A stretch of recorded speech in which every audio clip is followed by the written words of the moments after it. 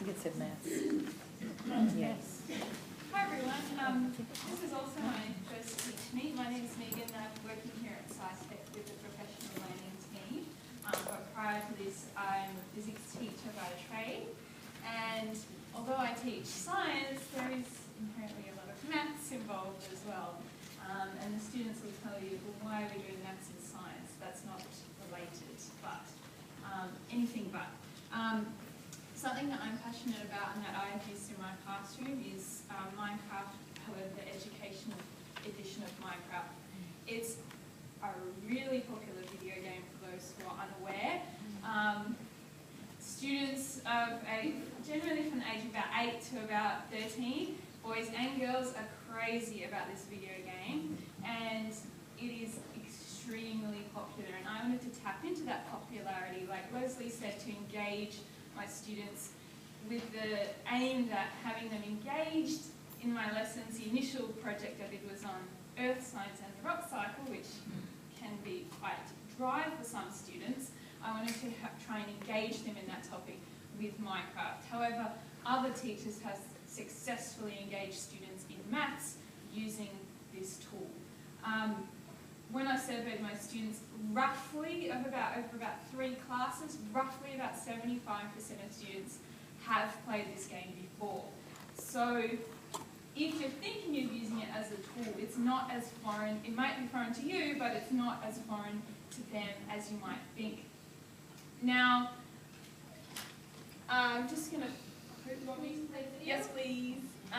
Play this video. Now, this was not me, but this is a teacher by the name of Shane Asselstein, whose videos are all on YouTube, just going through some ideas of how you can use this tool to teach mathematics and concepts involved in maths. Now, for those of you who don't know Minecraft, just imagine a digital set of Lego. Everything in the world is made of cubes of different properties and different colours and those sorts of things.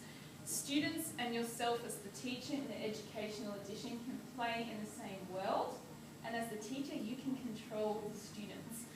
You can freeze the students, you can mute them so they can't type to one another.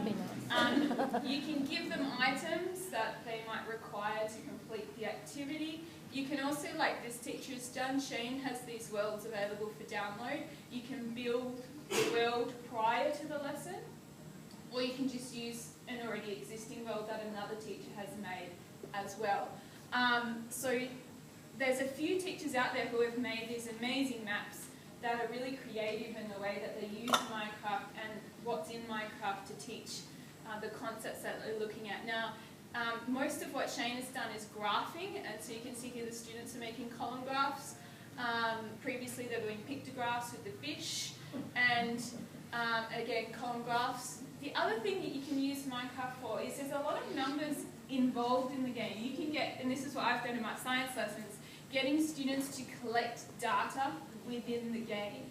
And then you can represent that data, like this teacher has done, in the game, or as I've done previously, use the data from the game to create a graph on a piece of paper. So you can use it in multiple ways. It's really open and creative as a tool. And in that respect, it's only limited to your imagination or your students' imagination as to how you want to use this tool. Other teachers have used it for other things. Something that they've looked at is scale models, taking measurements of their school or perhaps just their classroom, and then using those real-world measurements to build something in the game.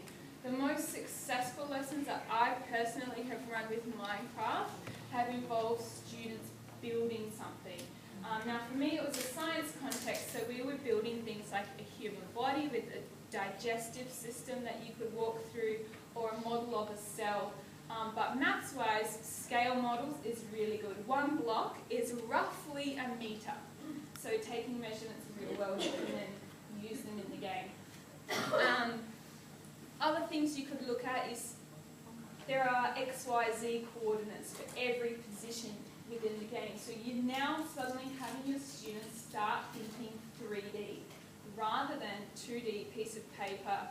Oh, it's just left or right, up or down. We're now introducing that third axis but it's very natural and an organic way of thinking, and they won't see it as being this foreign, what, Z comes out of the page? I don't understand. So although manipulative physical tools are also a really good way to teach those sorts of things, this is a digital tool that is really good at accessing those concepts.